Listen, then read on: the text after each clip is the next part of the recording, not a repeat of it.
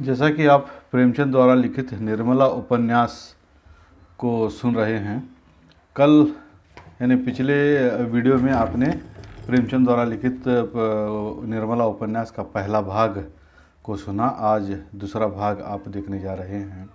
जैसा कि पहले भाग में हमने देखा कि निर्मला के पिता ने बाबू भालचंद्र सिन्हा के ज्येष्ठ पुत्र भुवन मोहन से उसका विवाह तय करा आए हैं। तो अब बाबू उदय भानुलाल का मकान जो है वो पूरी तैयारी में लगा हुआ है। हालांकि निर्मला का जो विवाह है वो 1 महीने बाद होने वाला है, लेकिन 1 महीने पहले से ही घर में ज़ोरों पर तैयारियां चल रही हैं।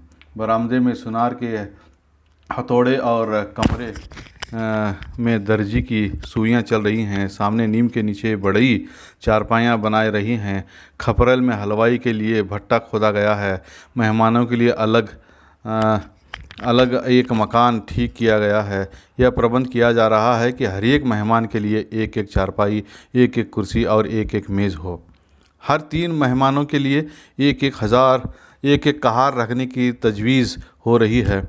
अभी बारात आने में 1 महीना ही की देर है, लेकिन तैयारियां अभी से हो रही हैं। बारातियों का ऐसा सत्कार किया जाए कि किसी को ज़बान हिलाने का मौका ना मिले। वे लोग भी याद करें कि किसी के यहाँ बारात में गए थे। एक पूरा मकान बर्तनों से भरा हुआ है। चाय के सेट हैं, नाश्ते की तश्तरियाँ, थाल, लोटे, गिलास। जो लोग नित्य खाट पर पड़े हुक्का पीते रहते थे, बड़ी तत्परता से काम में लगे हुए हैं। अपनी उपयोगिता सिद्ध करने का ऐसा अच्छा अवसर उन्हें फिर बहुत दिनों के बाद मिलेगा। जहां एक आदमी को जाना होता है, 5 दौड़ते हैं। काम कम होता है, हुल्लड़ अधिक। ज़रा सी बात पर घंटों तर्क वितर्क होता है और अंत में वकील साहब को आकर निर्णय करना पड़ता है। एक कहता है यह घी खराब है, दूसरा कहता है इससे अच्छा बाज़ार में मिल जाए तो टांग की राह से निकल जाऊंगा। तीसरा कहता है इससे तो हीक आती है। चौथा कहता है तुम्हारी नाक ही सड़ गई है, तुम क्या जानो घी किसे कहते हैं। जब से यहाँ आए हो घी मिलने लगा है, नहीं तो घी के दर्शन भी न होते थे। इस पर तकरार बढ़ जाती है और वकील साहब को झगड़ा चुकाना पड़ता है। रात के 9 बजे थे। उदय भानुलाल अंदर बैठे हुए खर्च का तखमीना लगा रहे थे। वह प्रायः रोज़ ही तखमीना लगाते थे, पर रोज़ ही उसमें कुछ न कुछ परिवर्तन और परिवर्धन करना पड़ता था।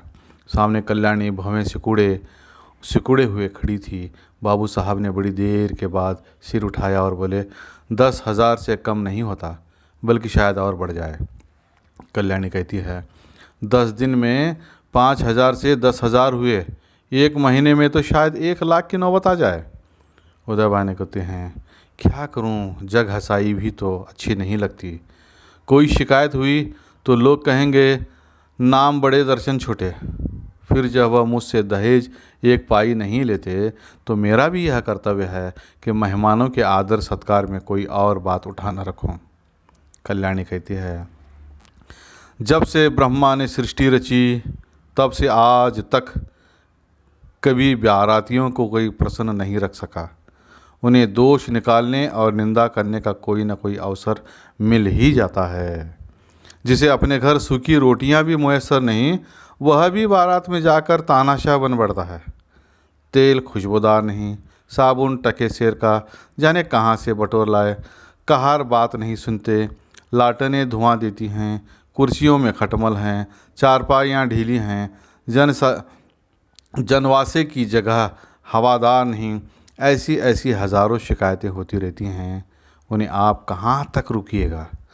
अगर यह मौका न मिला तो और कोई ऐब निकाल लिए जाएंगे। भाई यह तेल तो रंडियों के लगाने लायक है, हमें तो सादा तेल चाहिए। जनाब ने यह साबुन नहीं भेजा है, अपनी अमीरी की शान दिखाई है, मानो हमने साबुन देखा ही नहीं। ये कहार नहीं यमदूत हैं, जब देखिए सिर पर सवार। लालटेनें ऐसी भेजी हैं कि आंखें चमकने लगती हैं। अगर 10-5 दिन इस रोशनी में बैठना पड़े तो आंखें फूट जाए। जनवासा क्या है? अभागे का भाग्य है जिस पर चारों तरफ से झोंके आते रहते हैं। मैं तो फिर यही कहूँगी कि बारातियों के नखरों का विचार ही छोड़ दो। तो इस तरह प्रेमचंद साहब यहाँ यह बताने का प्रयास कर रहे हैं कि जिस तरह उदय भानुलाल बारातियों को खुश करने के लिए ये सारी तैयारियां कर रहे हैं, तो कल्याणी, चूँकि स्त्रियां जो हैं वो उनका जो मस्तिष्क होता है वो पुरुषों से कुछ अधिक चलता है, और ये स्वाभाविक भी है, ये प्राकृतिक है कि वो कहती है कि आज तक, यानी सृष्टि जब से बनी है तब से लेकर आज तक बारातियों को कोई प्रसन्न कर ही नहीं सका है। वो तो ये तय करके आए होते हैं कि आज समधी के घर जब जाएंगे तो कुछ ना कुछ दोष ज़रूर निकालेंगे। आप चाहे जितना भी कीजिए वो दोष निकालेंगे ज़रूर, इसलिए उन्हें प्रसन्न करने का विचार छोड़ दो और जैसा हमसे बन सकता है उतना ही हम करेंगे तो ज़्यादा बेहतर रहेगा। ये कल्याणी उदय भानुलाल, अपने पति उदय भानुलाल को समझाने का प्रयास करती है, लेकिन ये पक्का इरादा कर चुके हैं उदय भानुलाल साहब और वो पत्नी की बात को नहीं मानते और इनमें अनबन शुरू हो जाती है। ये अनबन धीरे धीरे शुरू होती है। तो मैं फिर किस तरह शुरू होती है फिर आगे बताऊंगा।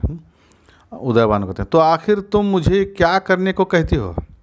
कल्याणी कहती है, कह तो रही हूँ, पक्का इरादा कर लो कि मैं 5,000 से अधिक न खर्च करूँगा। घर में तो टका है नहीं, कर्ज ही का सा भरोसा ठहरा, तो इतना कर्ज क्यों ले कि ज़िंदगी में अदा ना हो। आखिर मेरे और बच्चे भी तो हैं, उनके लिए भी तो कुछ चाहिए। उदय भानु कहते हैं, तो आज मैं मारा जाता हूँ। कल्याणी, जीने मरने का हाल कोई नहीं जानता। उदय भानु कहते हैं, तो तुम बैठी यही मनाया करती हो। कल्याणी, इसमें बिगड़ने की तो कोई बात नहीं, मरना एक दिन सभी को है, कोई यहाँ अमर होकर थोड़े ही आया है। आंखें बंद कर लेने से तो होने वाली बात ना टलेगी। रोज़ आंखें देखती हूँ, बाप का देहांत हो जाता है, उसके बच्चे गली गली ठोकरें खाते फिरते हैं। आदमी ऐसा काम ही क्यों करे? उदय भानुलाल ने जल कर कहा, तो अब समझ लूँ कि मेरे मरने के दिन निकट आ गए, यही तुम्हारी भविष्यवाणी है। सुहाग से स्त्रियों का जी उबते नहीं सुना था, आज यह नई बात मालूम हुई। रंडापे में भी कोई सुख होगा ही। कल्याणी कहती है, तुमसे दुनिया की कोई भी बात कही जाती है तो जहर उगलने लगते हो, इसीलिए ना कि जानते हो इसे कहीं ठिकाना नहीं है, मेरी ही रोटियों पर पड़ी हुई है, या और कुछ, जहाँ कोई बात कही बस सिर हो गए। मानो मैं घर की लौंडी हूँ, मेरा केवल रोटी और कपड़े का नाता। जितना ही मैं दबती हूँ तुम और भी दबाते हो। मुफ्त खोर माल उड़ाए कोई मुंह न खोले, शराब कबाब में रुपए लूटे कोई ज़बान न हिलाए। वे सारे कांटे मेरे बच्चों ही के सिर तो बोए जा रहे हैं। उदय भानुलाल कहते हैं, तो मैं कहाँ तुम्हारा गुलाम हूँ? तो क्या मैं तुम्हारा गुलाम हूँ? कल्याणी कहते हैं, तो क्या मैं तुम्हारी लौंडी हूँ? उदय भानुलाल कहते हैं, ऐसे मर्द और होंगे जो औरतों के इशारे पर नाचते हैं। कल्याणी कहती है, तो ऐसी स्त्रियां भी और होंगी जो मर्दों की जूतियां सहाज करती हैं। उदय भानुलाल कहते हैं, मैं कमा कर लाता हूँ, जैसे चाहूँ खर्च कर सकता हूँ, किसी को बोलने का अधिकार नहीं। कल्याणी कहती है, तो आप अपना घर संभालिए, ऐसे घर को मेरा दूर ही से सलाम जहाँ मेरी कोई पूछ नहीं। घर में तुम्हारा जितना अधिकार है उतना ही मेरा भी, इससे जौ भर भी कम नहीं। अगर तुम अपने मन के राजा हो तो मैं भी अपने मन की रानी हूँ। तुम्हारा घर तुम्हें मुबारक हो रहे, मेरे लिए पेट की रोटियों की कमी नहीं है। तुम्हारे बच्चे हैं, मारो या जिलाओ, ना आँखों से देखूंगी ना पीड़ा होगी। आंखें फूटी, पीर गई। उदय भानुलाल कहते हैं, क्या तुम समझती हो कि तुम न संभालोगी तो मेरा घर ही न संभलेगा? मैं अकेले ऐसे ऐसे 10 घर संभाल सकता हूँ। कल्याणी, कौन?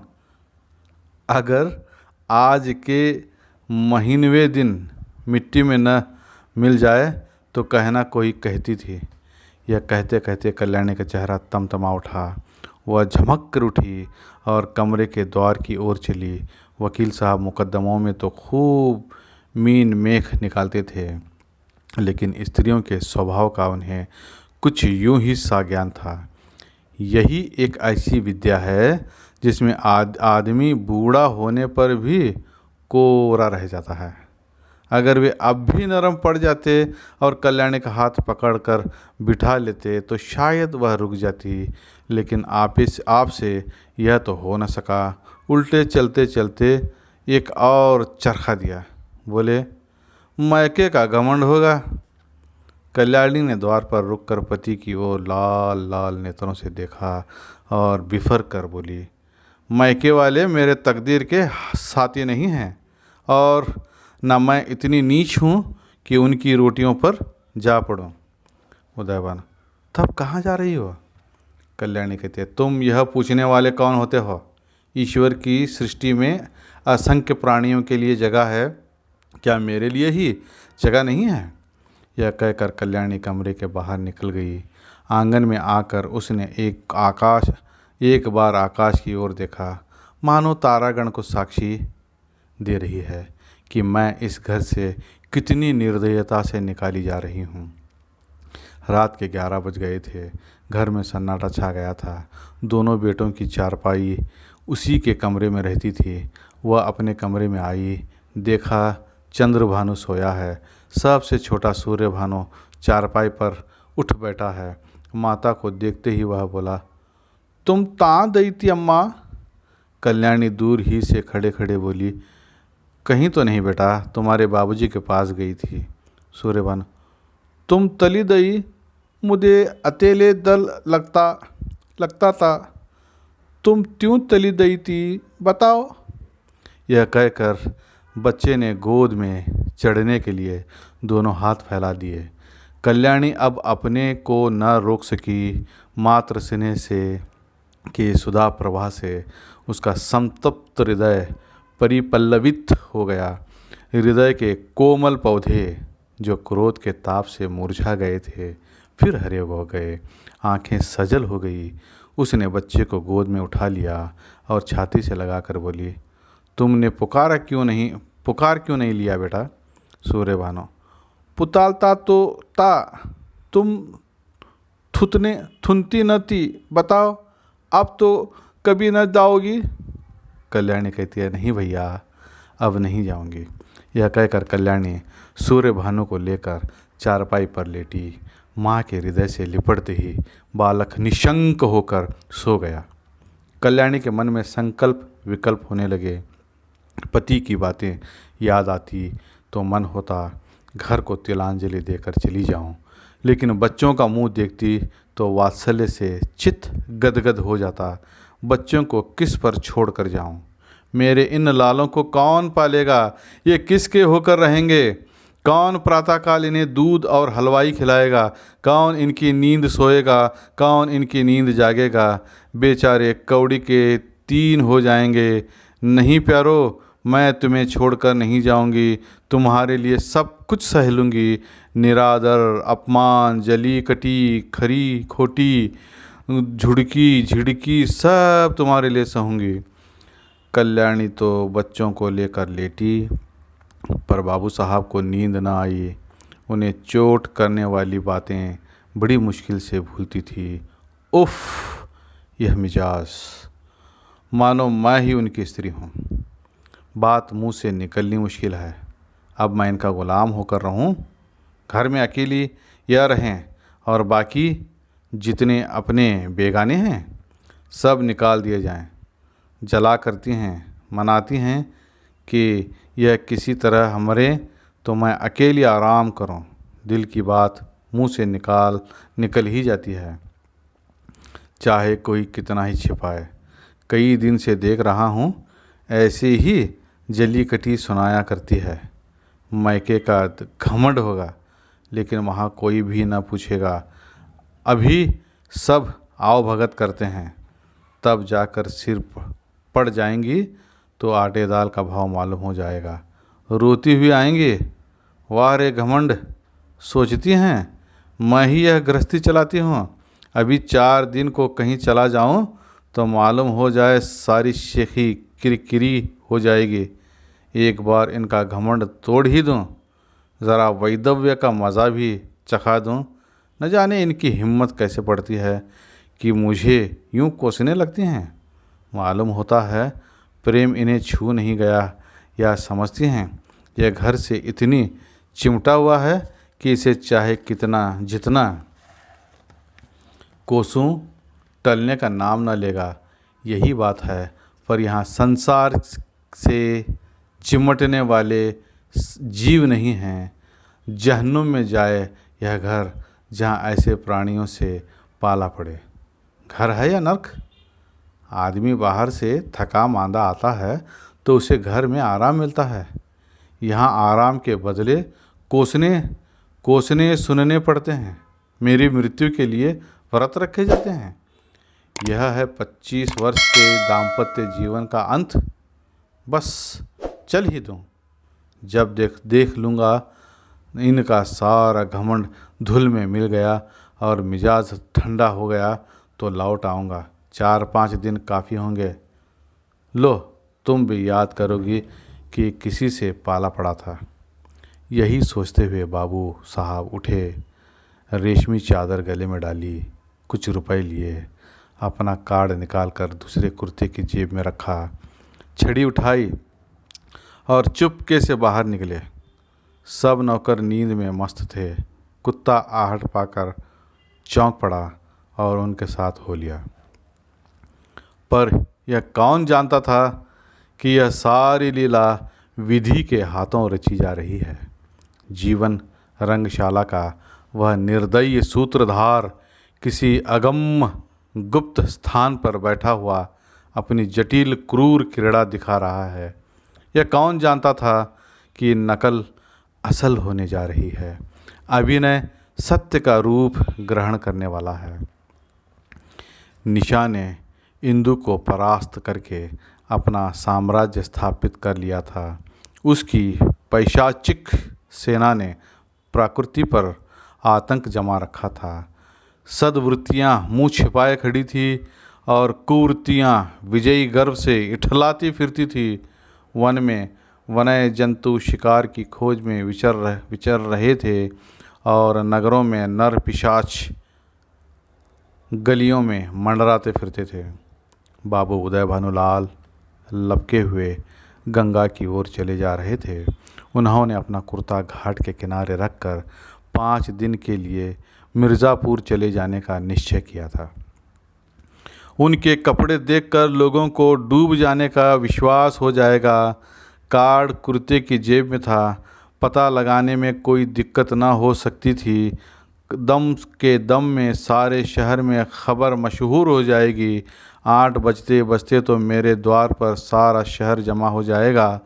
तब देखूं देवी जी क्या करती हैं।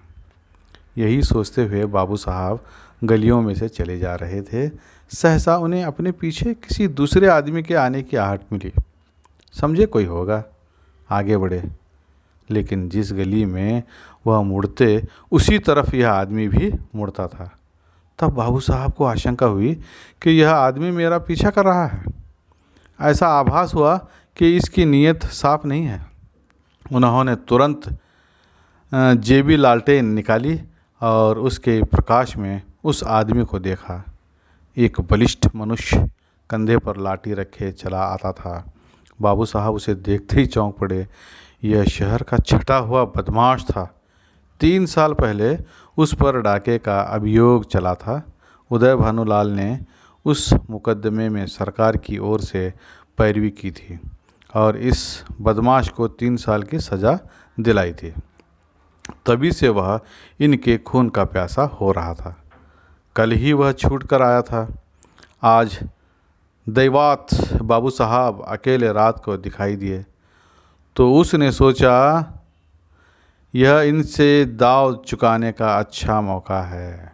ऐसा मौका शायद ही फिर कभी मिले। तुरंत पीछे हो लिया और वार करने की घात ही में था कि बाबू साहब ने जेबी लालटेन जलाई। बदमाश ज़रा ठिठक कर बोला, क्यों बाबूजी, पहचानते हो? मैं हूँ मतई। बाबू साहब ने डपट कर कहा, तुम मेरे पीछे पीछे क्यों आ रहे हो? मतई ने कहा, क्यों, किसी को रास्ता चलने की मनाही है? यह गली तुम्हारे बाप की है? बाबू साहब जवानी में कुश्ती लड़ते थे, अब भी हष्ट पुष्ट आदमी थे, दिल के भी कच्चे न थे। छड़ी संभाल कर बोले, अभी शायद मन नहीं भरा, अब की 7 साल हो जाएगी। मतई, मैं 7 साल को जाऊंगा या 14 साल को, पर तुम्हें जीता ना छोड़ूंगा। हाँ, अगर तुम मेरे पैरों पर गिरकर कसम खाओ कि अब किसी को सज़ा ना कराऊंगा तो छोड़ दूं। बोलो, मंजूर है? उदयभान, तेरी शामत तो नहीं आई? मतई, शामत मेरी नहीं आई, तुम्हारी आई है। बोलो, खाते हो कसम? एक। उदयभानु, तुम हटते हो कि मैं पुलिसमैन को बुलाऊं? मतई, 2। उदयभानु गरज कर, हट जा बदमाश सामने से। मतई, 3। मुंह से 3 शब्द निकलते ही बाबू साहब के सिर पर लाठी का ऐसा तुला हाथ पड़ा कि वह अचेत होकर ज़मीन पर गिर पड़े। मुंह से केवल इतना ही निकला, हाय, मार डाला। मतई ने समीप आकर देखा तो सिर फट गया था और खून की धार निकल रही थी। नाड़ी का कहीं पता न था। समझ गया कि काम तमाम हो गया। उसने कलाई से सोने की घड़ी खोल ली, कुर्ते से सोने के बटन निकाल लिए, उंगली से अंगूठी उतारी और अपनी राह चल गया, मानो कुछ हुआ ही नहीं। हाँ, इतनी दया की कि लाश रास्ते से घसीटकर किनारे डाल दी। हाय, बेचारे क्या सोचकर चले थे, क्या हो गया। जीवन तुमसे ज़्यादा असर भी दुनिया में कोई वस्तु नहीं है। क्या वह उस दीपक की भांति ही क्षणभंगुर नहीं जो हवा के एक झोंके से बुझ जाता है? पानी के एक बुलबुले को देखते हो, लेकिन उसे टूटते भी कुछ देर नहीं लगती। जीवन में उतना ही सार भी नहीं, सांस का भरोसा ही क्या, और इसी नश्वरता पर हम अभिलाषाओं के कितने विशाल भवन बनाते हैं, नहीं जानते। नीचे जाने वाली सांस ऊपर आएगी या नहीं, पर सोचते इतनी दूर की हैं मानो हम अमर हैं। इस तरह निराला उपन्यास का यह दूसरा अंक भी यहाँ पर समाप्त होता है। तो विद्यार्थियों, इस अंक में हमें जो प्रमुख रूप से प्रेमचंद साहब बताने का जो प्रयास कर रहे हैं वो यह है कि जब पति पत्नी के बीच जब कोई इस तरह की अनबन होने की संभावना होती है तो उस समय हमें किसी एक को उसमें से ज़रा खामोश हो जाना चाहिए, अन्यथा बात बढ़ते बहुत ज़्यादा बढ़ जाएगी, जिस तरह उदयभानु और कल्याणी के बीच हुई। और दूसरा वो यह बताने का प्रयास कर रहे हैं कि जीवन कितना क्षणभंगुर है और हमें अपने हिसाब से ही उसका ध्यान रखते हुए काम लेना चाहिए। धन्यवाद।